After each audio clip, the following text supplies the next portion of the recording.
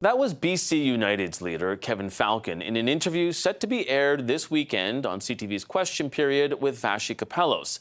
Now, it comes as discussions continue about uniting British Columbia's two right-of-centre parties in order to defeat the NDP in that province. Falcon says things are still up in the air. So let's see the state of play with BC Conservative Party leader John Rustad. He's joining me right now. Mr. Rustad, welcome to Power Play. Thank you very much for having me on. So you just heard Mr. Falcon in that clip saying that there can't be a formal merger with your party because of candidates which he says have extreme views. How do you respond to that? Well, it's the same type of language that we see Justin Trudeau say to Mr. Poilievre. So it's not surprising that he would use that kind of language. We have candidates that are grassroots candidates from across this province, people with varied backgrounds, very strong individuals, and I support our candidates in the work that they're doing. So you disagree with that characterization then? Very much so. I think, sure, people have different perspectives. They come from various backgrounds. I think that Mr. Falcon, quite frankly, is just looking for any sort of angle to be able to attack. And it's unfortunate, but I understand given his position and where things are at in the politics in British Columbia. And I asked that because more specifically, he had said that there are people who are equating vaccinations with Nazism within your party. There have also been people who have pointed to a post that you had made on X during National Truth and Reconciliation Day, where many saw you likening the sexuality and gender education in schools to residential schools. No, that's an incorrect interpretation of that. What I did say was that one of the things that led to, for example, residential schools and what happens there is parents' rights were taken away. The parents of Indigenous children were not allowed to raise their children. The government felt that they knew best, and it came to disastrous results. And I look at what's happening in our education system today where parents' rights are being taken away, and I think that is wrong. So that was the reference to the comment, but it was in no way in reference in terms of how it's being characterized. Yeah, there was also one of your MLAs, Mr. Bruce Banman, who delivered a member statement for Mother's Day. That was on May 9th, and during it he said, "Motherhood begins from the moment of conception." And that kind of comment, a lot of people sort of interpreted it as being for people who oppose abortion. So, we've been very, very clear as the Conservative Party of BC. There's lots of people across the political spectrum that have different views and different, come from different backgrounds. Our perspective has been very, very clear. We will not open the debate on abortion. The 1988 court case is very clear in terms of that. It's a federal issue. As a province, we do not plan to look at this issue or reopen this issue in any way, shape, or form.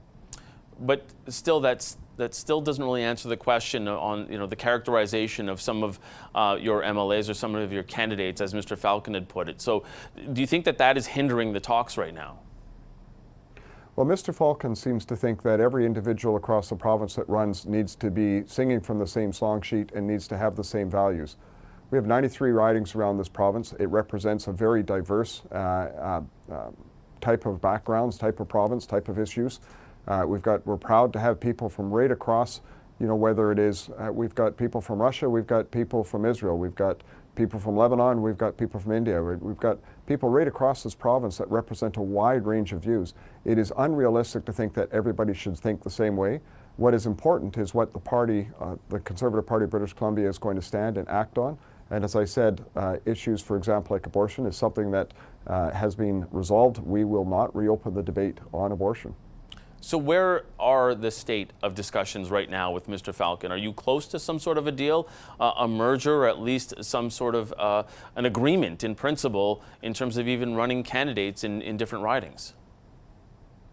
So at this particular point, we reached out to the United Party back in December. We were told in very specific, short words where to go and how to get there. So we've started talking with candidates from there, with their MLAs from there back in February. It was suggested once again that they were interested in having a conversation. We reached out to them again with our group. We were told that they were interested in having a conversation, but they would be dictating the terms.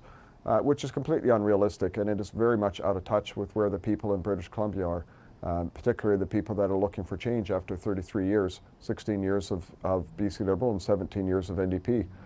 So at this particular point, we're looking at the potential of having some discussions in terms of what could be done, but a merger is off the table. There's a lot of issues that would be, I think, unwelcome on both sides in terms of that. We're certainly planning to run 93 candidates. We have no plans whatsoever to look at non-competition or anything like that.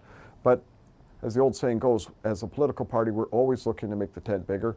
So we're interested in having conversations to see if there's any opportunity to be able to expand what we are doing and what we're offering as the Conservative Party of British Columbia. Mr. Falcon had said of these discussions that they were supposed to be taking place in private, but he actually said that you leaked the news, and that is making talks more difficult. How do you respond to that?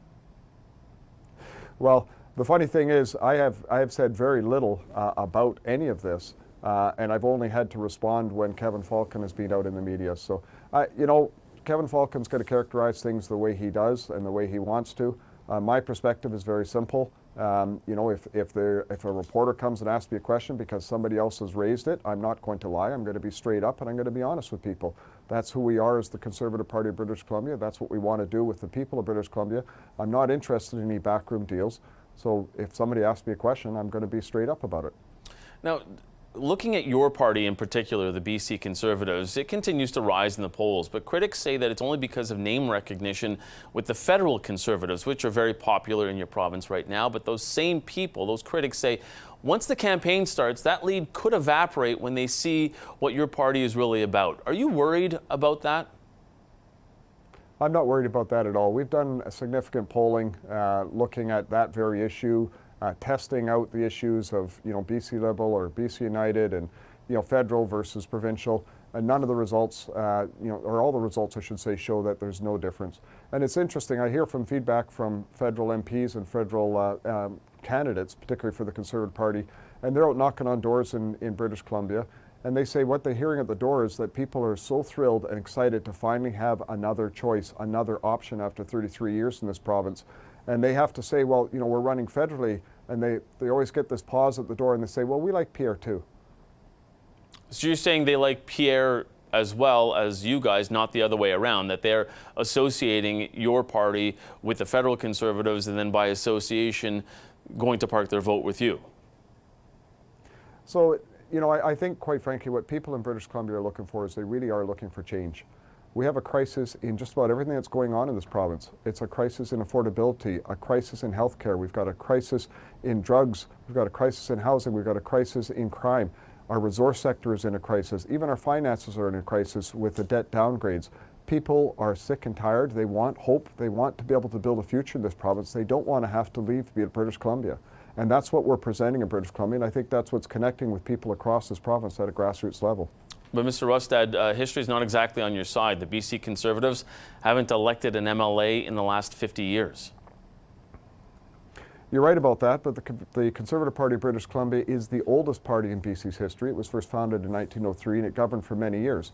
But it hasn't formed a government since 1927 and it hasn't elected anybody since the 1970s. However, it's very clear across this province that people are very tired of the status quo.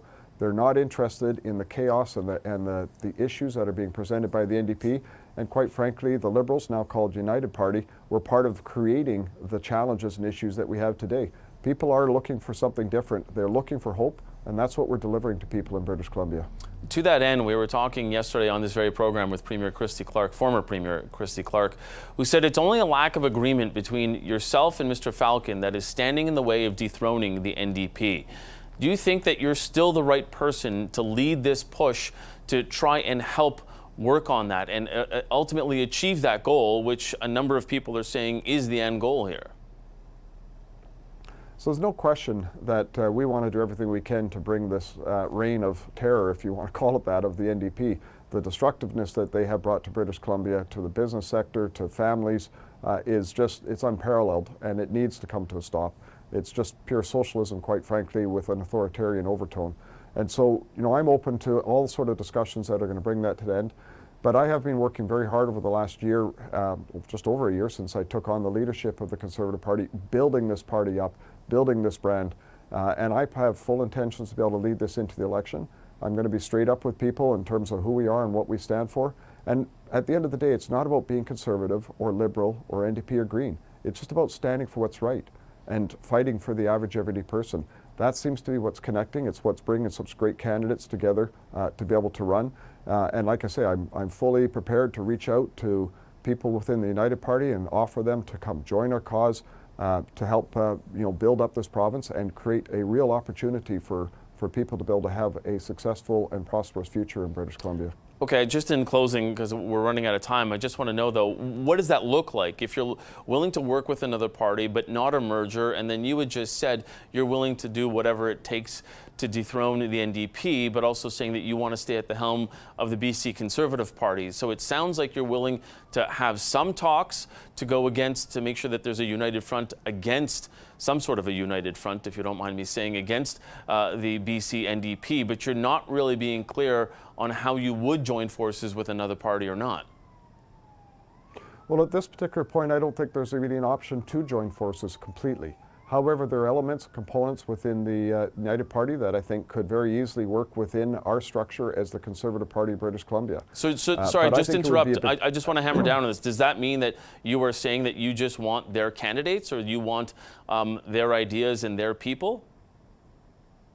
No, actually, I want to be talking to everybody as individual to see if they fit in with who we are as a Conservative and what we're offering to people in British Columbia. And if they do, then I'm interested in having a conversation in terms of what that looks like. But the reality is simple. With the Conservative Party of British Columbia is growing and connecting with people because we're not what has happened over the last 33 years. If we were to try to merge into something different, we would be betraying our base. We would be being something that we are not in terms of what we've been building. And I'm not prepared to compromise on our principles. I'm not prepared to compromise on who we are as the Conservative Party. We're going to be fighting very, very hard for every vote in this province and how we're going to be addressing some of these major issues that we have. And I think, that's what people expect from us, and I think that's what we will be able to deliver for them. The leader of the BC Conservative Party, John Rustad, thank you so much for taking the time today. Thank you very much for having me on.